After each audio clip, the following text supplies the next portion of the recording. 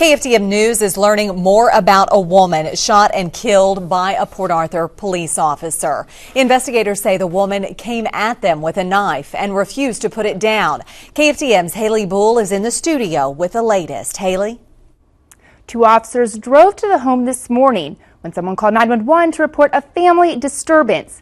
This wasn't the first time they've dealt with 50-year-old Rosa Flores. Investigators say she had a history of minor assault charges and a history of mental illness. We spoke with Flores' son. He offered a different account of events. However, he is the only person we've spoken with whose story differs from that of police. Port Arthur police say officers Donald Suarez and Kacey Frank got to the home in the 3800 block of 29th Street at about 8:30 this morning.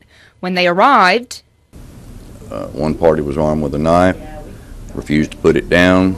Investigators say Officer Suarez used a taser on Flores, but it had no effect on her.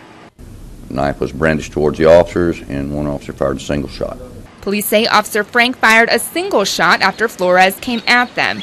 It hit Flores in the arm while she was holding the knife.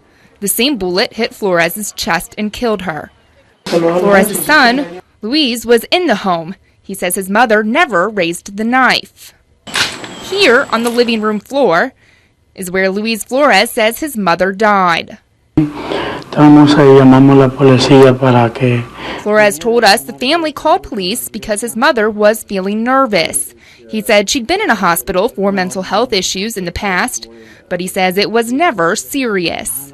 Flores said after police used the taser, his mother was shaking. That's when he says police shot his mother. In the end, the district attorney's office is likely to decide what happens in this case. An officer-involved shooting, police tell us they hope doesn't happen to them. Police say Rosa Flores lived in the house with her husband, her son, and his family. Neighbors we spoke with say they heard people in the home arguing.